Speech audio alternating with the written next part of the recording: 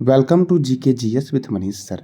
आज 10 मई 2023 है और आज के जितने भी महत्वपूर्ण करंट अफेयर होंगे वो हम इस वीडियो में डिस्कस करेंगे।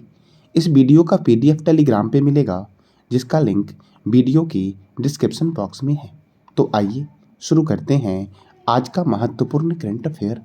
आज का पहला प्रश्न है, खेलो इंडिया यूनिवर्सिटी गेम्स 2022 का शुभंकर किसे चुना गया है? तो साथियों, जीतू बारासिंघा को चुना गया है खेलो इंडिया यूनिवर्सिटी गेम्स 2022 का शुभंकर। साथियों, ये 2022 का शुभंकर का आयोजन उत्तर प्रदेश में 2023 में किया जा रहा है। साथियों, कब किया जा रहा है? 2023 में। अब उत्तर प्रदेश में किया जा रहा है तो उत्तर प्रदेश की राजधानी है लखनऊ और लखनऊ है गोमती रिवर के किनारे। कौन से रिवर के किनारे?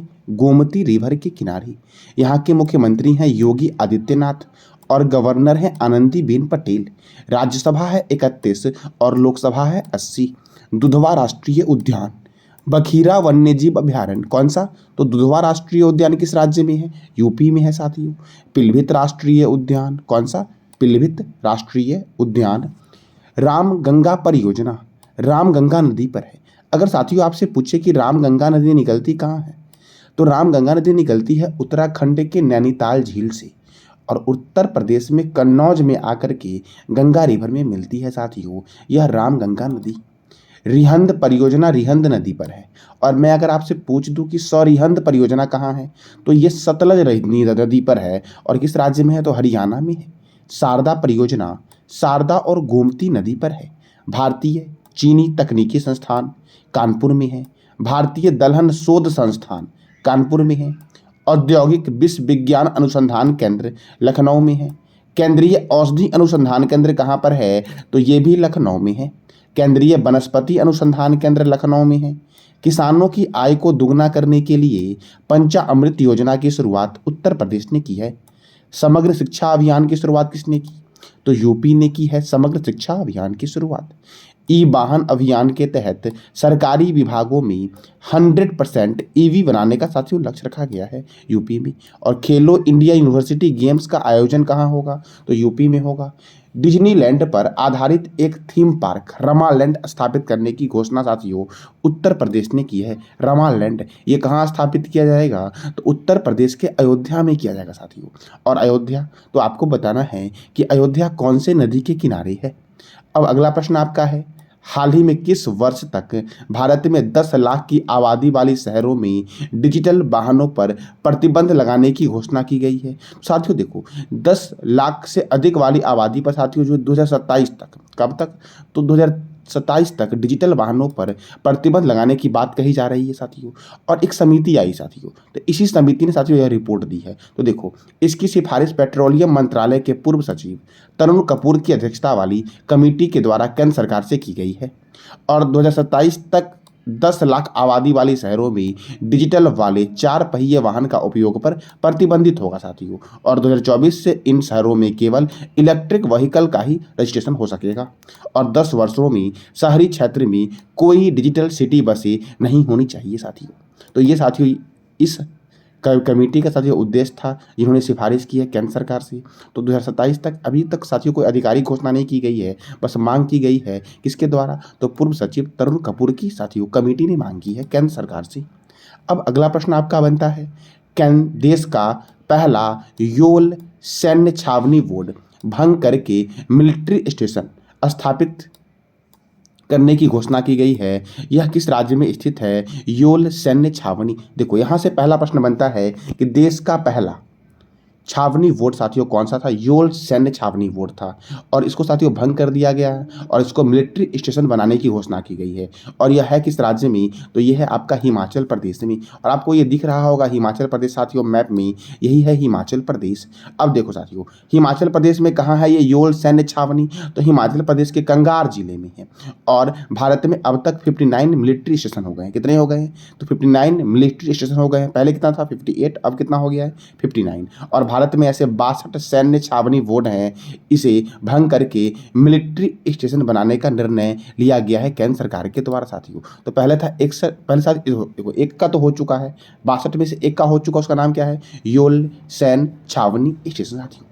अब देखो हिमाचल प्रदेश में किया जा रहा है, तो हिमाचल प्रदेश की राजधानी क्या है? शिमला। और शिमला से एक प्रश्न याद रखना कि शिमला में है केंद्रीय आलू अनुसंधान संस्थान साथियों।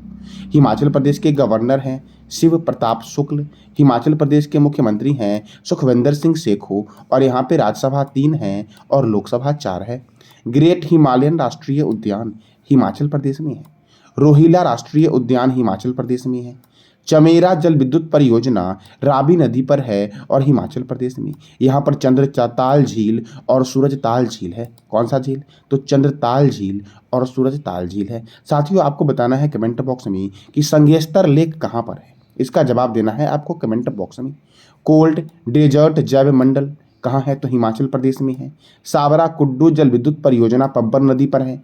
अज्ञात शवों की पहचान के लिए डीएनए डेटाबेस तैयार करने की घोषणा किस राज्य सरकार ने की है? तो साथियों हिमाचल प्रदेश ने की है अज्ञात शवों की पहचान के लिए डीएनए डेटाबेस तैयार करने की घोषणा। अब अगला प्रश्न आपका है, बॉर्डर रोड ऑर्गेनाइजेशन स्थापना दिवस कब मनाया गया है? तो 7 मई को मनाया गया बॉर्डर रोड ऑर्गेनाइजेशन स्थापना दिवस साथियों बॉर्डर एरिया के आसपास में ये रोड को विकसित करती है। तो बॉर्डर रोड ऑर्गेनाइजेशन अर्थात बीआरओ, तो देखो तो बीआरओ का हेडक्वार्टर है नई दिल्ली में। कहाँ पर है? तो नई दिल्ली में इसका हेडक्वार्टर है और इसकी स्थापना हुई थी 7 मई 1960 को। कब हुई? तो 7 मई 1960 को हुई और इसके डायरेक्टर जनरल है lieutenant general Rajiv Chaudhary. BRO के डायरेक्टर जनरल है। अब साथियों इस महीने में और कौन कौन से महत्वपूर्ण वाले दिवस मनाए गए? तो साथियों महत्वपूर्ण वाले दिवस जानने से पहले मैं आपको एक बात बताना चाहता हूँ कि मैं साथियों प्रत्येक दिन वीडियो के अंत में 5 प्रश्न पूछता हूँ साथियों, और जो बच्चे साथियों इस 5 प्रश्न के सही जवाब देते हैं और जिनका पहला कमेंट होता है उन्हें मैं 20 रुपीज़ की राशि साथियों देता हूं। और उसके लिए जो साथियों विजेता होंगे मैं उन्हें उसी कमेंट बॉक्स में रिप्लाई दूंगा और उसे आपको साथियों इस नंबर पर मुझे व्हाट्सअप करना है ताकि मैं साथियों आपको पेमेंट ट्रांसफ़र कर सकूँ। तो साथियों अब देखो इस महीने में कौन कौन से महत्वपूर्ण दिवस मनाए गए। अंतर्राष्ट्रीय श्रमिक दिवस 1 मई। विश्व टूना दिवस कब मनाया गया? तो 2 मई को मनाया गया है। विश्व अस्थमा दिवस कब मनाया गया? तो 2 मई को, और ये मई महीने के पहले मंगलवार को मनाया जाता है। विश्व प्रेस स्वतंत्रता दिवस 3 मई। कोयला खनिक दिवस 4 मई। अंतर्राष्ट्रीय अग्निशामक दिवस 4 मई। विश्व पुर्तगाली भाषा दिवस 5 मई को मनाया गया। विश्व पुर्तगाली भाषा दिवस। उसके बाद साथियों देखो एक प्रश्न और है आपका, विश्व हाथ स्वच्छता दिवस कब मनाया गया? तो ये मनाया गया 5 मई को। कब मनाया गया? तो 5 मई को। बुद्ध पूर्णिमा साथियों 5 मई को मनाया गया। विश्व एथलेटिक्स दिवस कब मनाया गया? तो 7 मई को मनाया गया। और विश्व रेड क्रॉस दिवस कब मनाया गया? 8 मई को। मैंने कल ही बताया था आपको रेड क्रॉस के बारे में साथियों। आपको बताना है कि रेड क्रॉस का हेडक्वार्टर कहाँ है और रेड क्रॉस की स्थापना किस व्यक्ति ने की थी। इसका जवाब देना है आपको कमेंट बॉक्स में। साथियों आपको पता होगा कि रेड क्रॉस को शांति का नोबेल 3 बार दिया गया है, तो आपको बताना है कमेंट बॉक्स में कि रेड क्रॉस को शांति का नोबेल 3 बार कौन कौन से वर्ष में दिया गया है रेड क्रॉस को शांति का नोबेल। वैसे नोबेल पुरस्कार की शुरुआत 1901 में हुई थी और यह अल्फ्रेड नोबेल की पुण्यतिथि पर प्रत्येक वर्ष 10 दिसंबर को दिया जाता है। नोबेल पुरस्कार वर्तमान में 6 क्षेत्रों में दिया जाता है। कितने क्षेत्रों में? तो 6 क्षेत्रों में दिया जाता है। अब अगला प्रश्न आपका है, हाल ही में किस राज्य में जम्मू कश्मीर के बाद लिथियम भंडार मिला है? तो देखो भारत में सबसे पहले जो लिथियम भंडार मिला वो जम्मू कश्मीर में मिला। अब लिथियम क्या है? तो लिथियम का इस्तेमाल साथियों वर्तमान समय में भी तेजी से ईवी वाले बैटरी में हो रहा है, यानी कि इलेक्ट्रिक व्हीकल वाले बैटरी में साथियों लिथियम का प्रयोग हो रहा है। और सबसे पहले जम्मू कश्मीर में लिथियम भंडार मिला था। तो जम्मू कश्मीर के बाद लिथियम भंडार मिले हैं कहाँ पे मिले हैं? तो राजस्थान में मिले हैं। कहाँ मिले हैं? राजस्थान में। अब मिले राजस्थान में साथियों, तो राजस्थान में कहाँ से मिले हैं? राजस्थान में एक जगह है जिसका नाम है डेगाना।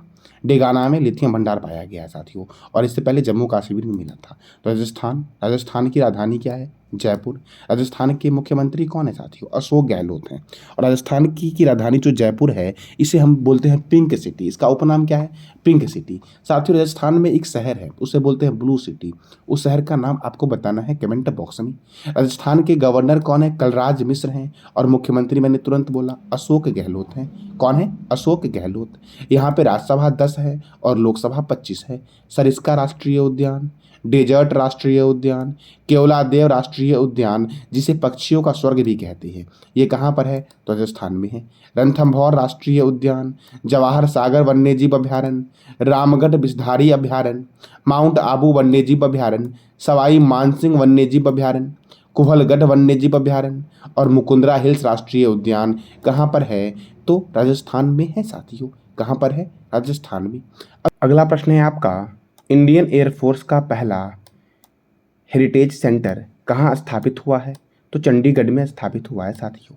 अब साथियों चंडीगढ़, तो चंडीगढ़ से आपका एक महत्वपूर्ण प्रश्न बनता है कि चंडीगढ़ में एक रॉक गार्डन जो है वो चंडीगढ़ में है, जिसका वास्तुकार कौन था? तो नेक चंद्र था चंडीगढ़ की रॉक गार्डन का वास्तुकार।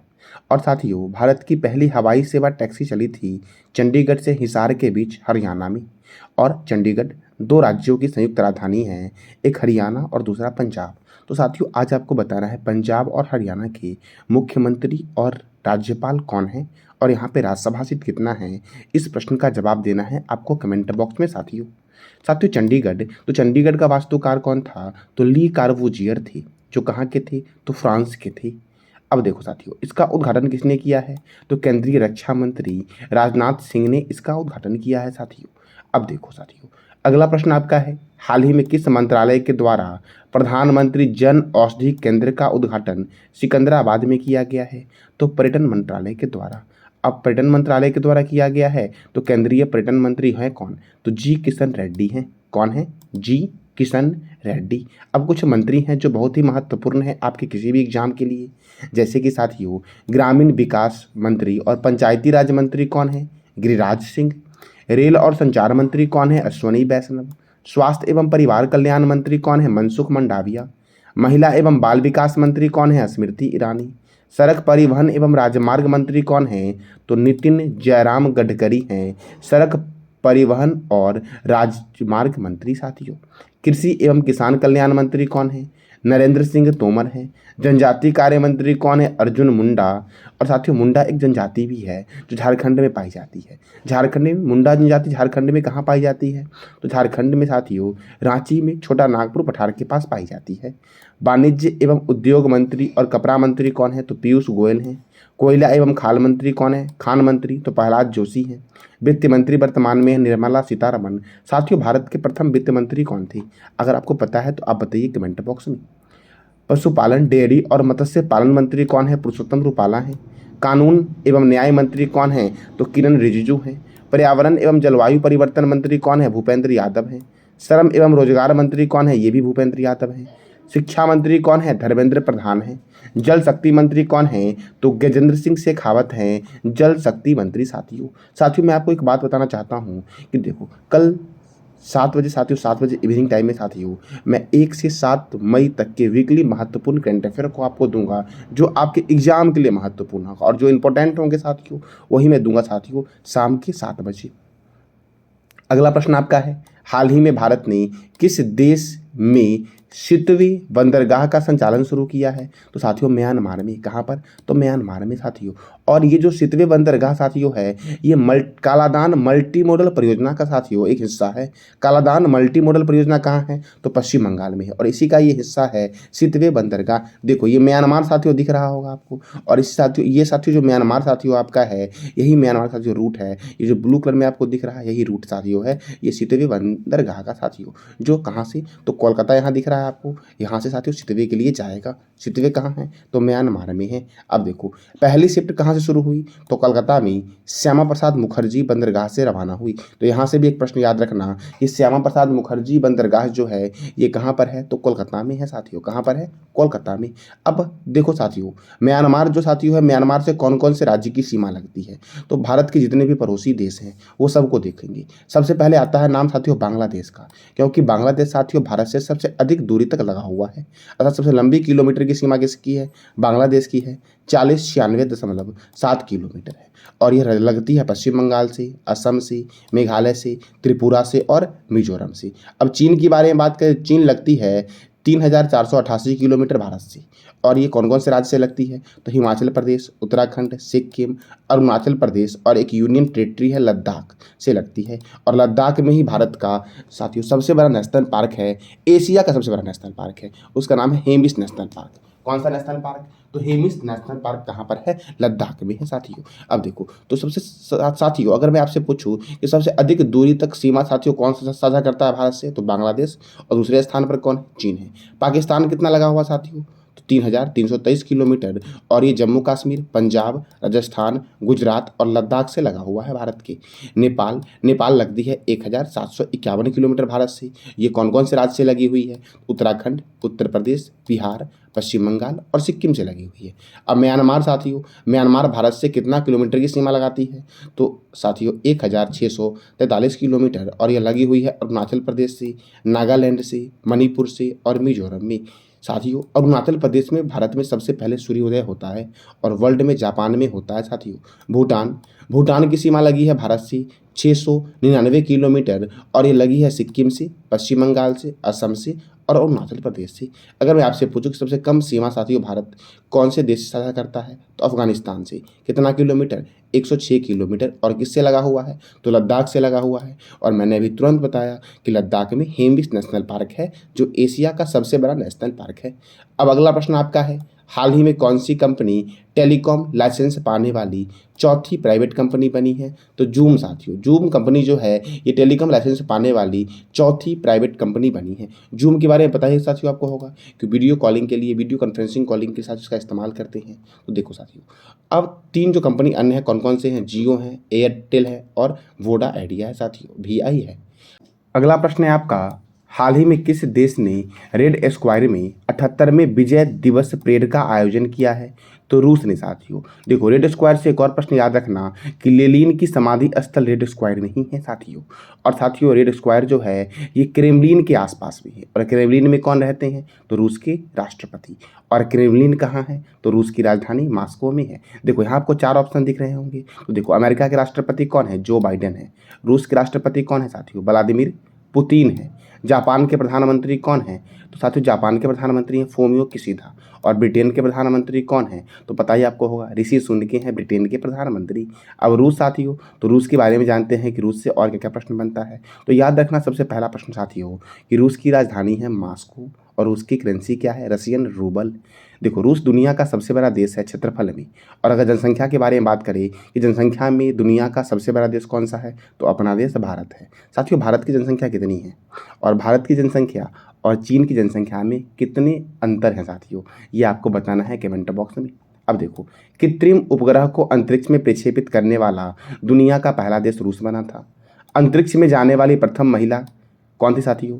तो वो थी वेलेंटिना तेरेस्कोवा। और व्यक्ति कौन है? तो मेजर यूरी गॉगरिन अंतरिक्ष में जाने वाला प्रथम व्यक्ति है। और अगर महिला के बारे में बात करूं तो महिला कौन है? Valentina Tereshkova. अंतरिक्ष में तैरने वाला प्रथम व्यक्ति कौन है? अलेक्सी लेनेवो है। और अंतरिक्ष में जाने वाली पहली महिला कौन है? Valentina Tereshkova. रूस के राष्ट्रपति कहाँ रहते हैं? क्रेमलिन में रहते हैं। रूस के का राष्ट्रीय चिन्ह क्या है? डबल हेडेड ईगल जो है ये रूस का राष्ट्रीय चिन्ह है। और क्षेत्रफल की दृष्टि से सबसे बड़ा देश कौन सा है? तो रूस है। सबसे लंबा नदी मुहाना कौन सा है? ओब नदी का मुहाना। सबसे बड़ी झील कौन सी है? कैस्पियन सागर झील। सबसे गहरी झील कौन है? वैकाल झील। ये सब रूस में साथियों है। और रूस के संसद का नाम क्या है? ड्यूमा। क्या है? ड्यूमा। देखो कैस्पियन सागर रूस, कजाकिस्तान, तुर्कमेनिस्तान, अजरबैजान और ईरान में फैला हुआ है। और ओनेगा झील कहाँ है? तो रूस में है ओनेगा झील साथियों कल मैंने जो आपसे प्रश्न किया था 5, उसके विजेता है कौन? तो पिंटू सिंह है साथियों। और साथियों मैं भी आपसे 5 प्रश्न करूंगा जिसका जवाब देना है कमेंट बॉक्स में। और जिस बच्चे का साथियों 5वें प्रश्न सही होगा और पहला कमेंट बॉक्स में होगा उन्हें मैं 20 रुपीज़ की साथियों पुरस्कार दूंगा। तो साथियों कल मैंने 5 प्रश्न किया था, स्वर धरोहर महोत्सव कहाँ हुआ? नई दिल्ली में हुआ। किस बैंक ने bank of the year award 2022 जीता है? केनरा बैंक ने जीता है। राष्ट्रपति को क्षमादान करने की शक्ति का वर्णन किस अनुच्छेद में है? 71 में है। उड़ान एक मजदूर बच्चे की पुस्तक लेखक कौन है? मिथिलेश तिवारी हैं साथियों। और भितरी कनिका राष्ट्रीय उद्यान कहाँ है? तो ओडिशा में है। आपके आज साथियों 5 प्रश्न हैं जिसका जवाब देना है कमेंट बॉक्स में साथियों आपको। और साथियों वीडियो का अपलोडिंग टाइमिंग है मॉर्निंग 4 o'clock साथियों। तो आपका आज का प्रश्न है जिसका जवाब देना है कमेंट बॉक्स में, खेलो इंडिया यूनिवर्सिटी गेम 2022 का शुभंकर किसे चुना गया है? दूसरा प्रश्न आपका है कोयला और खान मंत्री कौन है? तीसरा प्रश्न आपका है अंतर्राष्ट्रीय अग्निशामक दिवस कब मनाया गया? चौथा प्रश्न आपका है 2019 में पुरुषों की टुकड़ी का नेतृत्व करने वाली पहली महिला कैप्टन कौन बनी है साथियों। और पांचवा प्रश्न आपका है अंतरिक्ष में जाने वाली प्रथम महिला कौन है। तो इस पांचों प्रश्न का जवाब देना है आपको कमेंट बॉक्स में साथियों। ये था आज का आपका महत्वपूर्ण करंट अफेयर। जानकारी कैसी लगी साथियों, इसका फीडबैक आप अवश्य कमेंट बॉक्स में दें साथियों। और जानकारी अच्छी लगी तो लाइक करें, शेयर करें और सब्सक्राइब करें। धन्यवाद।